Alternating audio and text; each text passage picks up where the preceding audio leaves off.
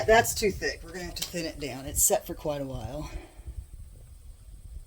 As you can see, I spent all day yesterday going through glaze and underglaze and putting everything where it goes, and I have not been able to locate my Darvon 7. I had some. That's probably still in a box. So we're going to thin the slip with water. It does work. You know, just not as well, but it does work. Let me show you how I do it.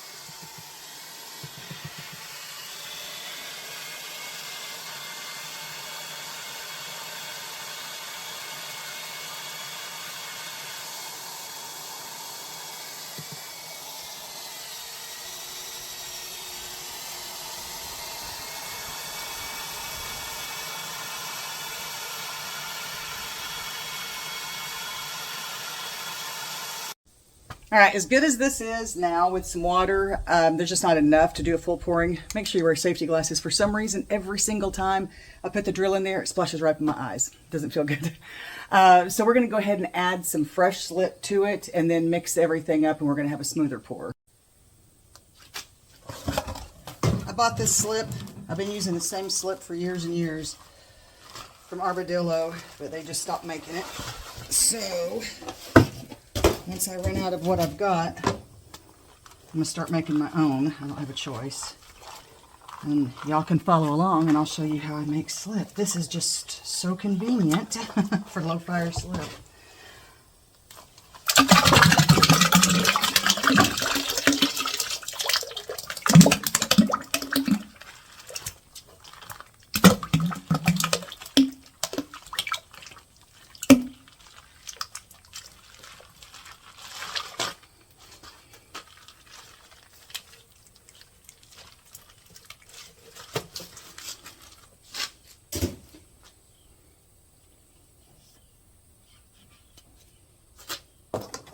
We're going to go ahead and put 3 of these. These are 2 gallons each.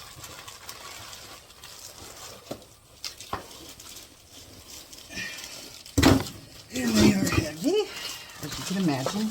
Now they double bagged this one. I wonder why. They never do that. So you're just going to massage this around.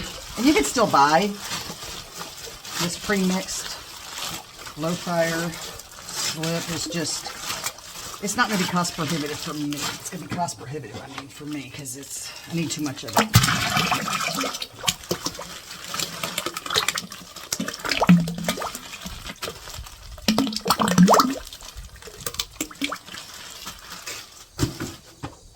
One more box, and that'll make 6 gallons that we've added to the older slip, and then we'll mix it again. And it will be a very smooth mix. Like I said, I usually add a little tiny bit of Darvon in there, which works way better than water. But in a pinch, especially when I'm adding more to it, it doesn't matter.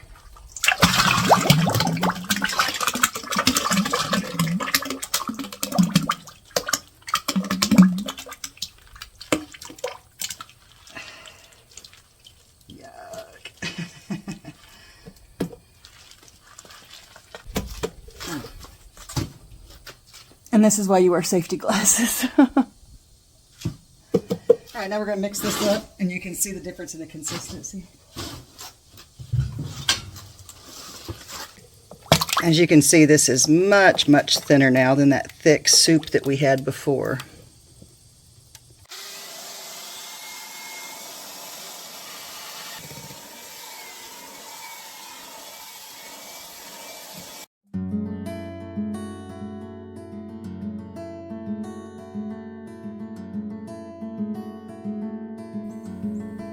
Okay, now that we have them all out here and ready, we're going to bind them. Okay, you can use the large rubber bands that they sell for this. I think those are garbage personally. I've had them break on me and then slip just goes everywhere. I like these. You can get them all different sizes. I mean, the rubber bands are cheaper, but these, I mean, you get what you pay for. So when you have your molds, you want it to be tight on here like this. Let me see if I can move the camera so y'all can see better. It needs to be really tight on here like this, but not too tight or you will crack this and break it. And then you'll have to watch my video on how to repair a mold. So let's not do that if we can help it. Simple. Let me give myself some room here. You make sure that these are in here like this.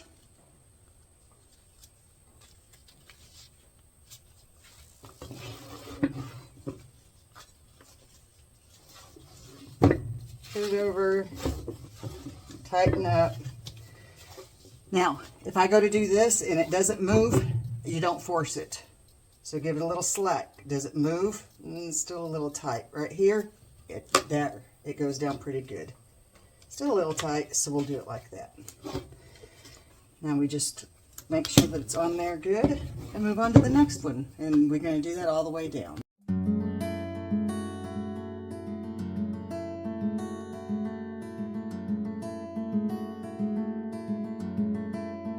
Before you pour, especially if you're using older molds, you need to look at them. You can hold them up and you can see a little bit of light, or you can just see that they're not fitting. See how that fits here? Really tight, and it doesn't here. We need to fill that in. So when we're done pouring, we always have extra scrap. I saved that scrap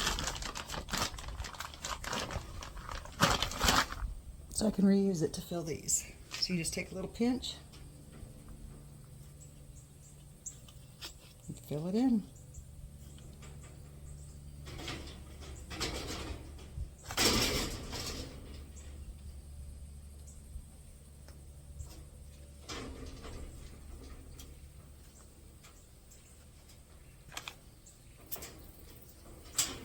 This might seem like a lot of extra work, and it is, but you'll be happy. And if you don't, you will be sad because you will have clay everywhere. Now here where it hits, if you got a pretty big groove there, believe it or not, just come up to it. And it seals it up pretty good. And there you go. So let's get started.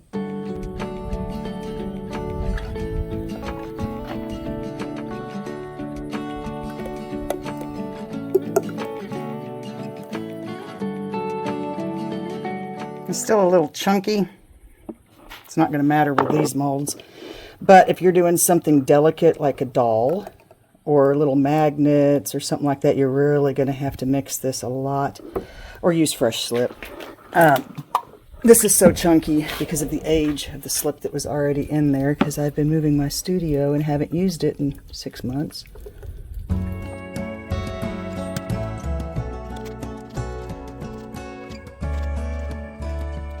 But I want to show you what to do next. So these have been sitting here about 7 minutes, and you can see how it's just drank it in there. So what we're going to do is we're going to top all of these off. And we're going to let them sit for a little while longer. Now you might be asking, well, how long do you leave it sit? You know, for each mold. Every mold is different. If it's a new mold, it's slower to absorb the water, so they have to sit longer. If it's an old mold, boy, it sucks it up just like that. So you have to get to know your molds. This particular batch that I'm doing right here, from start to finish, is about 30 minutes. Let me show you another way to know when it's time for these to come out. Right here, I just put my nail in there and I see how thick the wall is. Now remember, it's going to be thicker further down in here because this set without clay in it for a while. So it's still absorbing down in there. So this one, I would say, is almost ready, not quite. This one has already set. This was the first one we did. You can tell that, you know, this one's ready. But when I do the same thing over here, sorry, see how thick it is? Then I know it's ready. Now you don't want a doorstop. You don't want these to sit until they collapse in on themselves, because they will. When you go to undo the mold, especially the bigger ones, and it's set too long and it's too thick, it'll just cave in, or it'll rip when you're trying to get it out. So it's just, I mean, they call it an art because it's not a science. You're just going to have to figure it out. And every mold is different.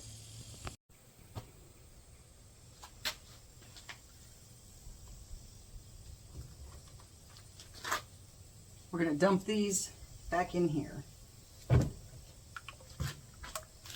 If it's a very large mold with a huge cavity, you can't just turn them upside down. You have to gently ease them in like this. These are small enough, there's not going to be any problem. So if it starts like gurgling or like glunt, glunt, glunt, glunt, you know, something like that, it'll cave the tops in.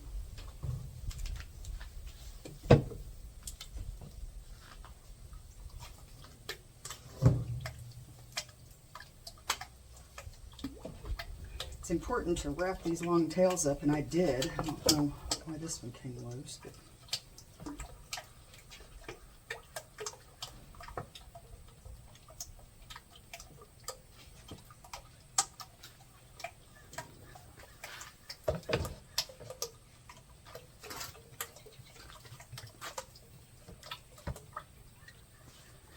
now I have my chopsticks here for a reason. Some of these molds, especially the old ones, if you let them sit just a little too long or your slip's too thick, it doesn't want to come out. It just gets clogged up. Or if you got big chunks like this does. And so I waller out the hole and put it back in here.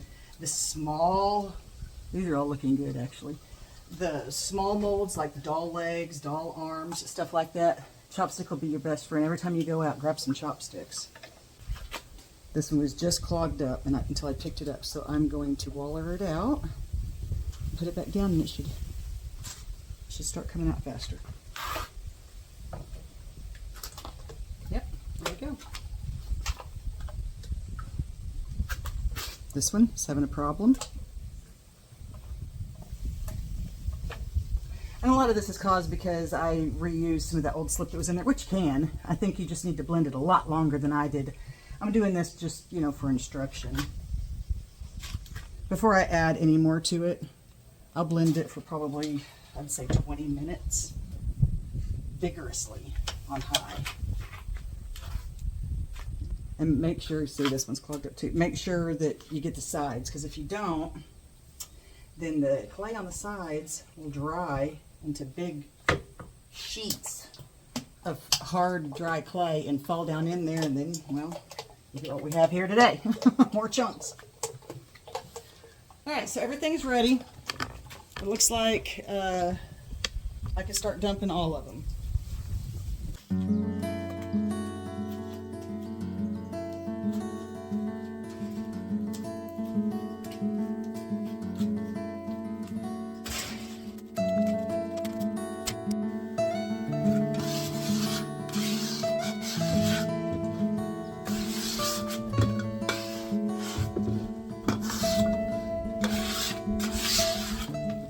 Okay, I let them sit here for around 40 minutes, and as you can see,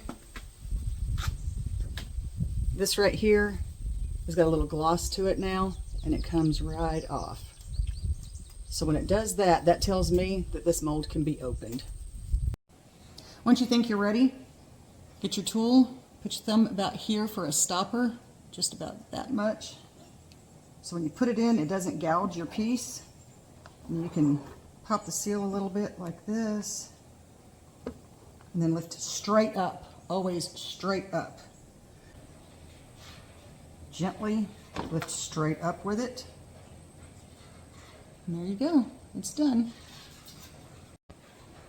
Once your piece is out, if you have any lingering, you take your soft tool, nothing hard, don't use anything metal. Your fingernail is probably the hardest thing you should use. And you go ahead and clean all this up. It's much easier to do it here and now than it is later. Once you've cleaned up the molds and you pulled your piece out, set them up someplace where it's going to get air, a breeze, set up a fan so you can get them drying. You can double pour a mold, which means right after you empty it, you let it sit for a few minutes and then pour it again, but it's really hard on the mold. The mold doesn't last as long, and your piece is going to take longer to pour and longer to dry. And that's it.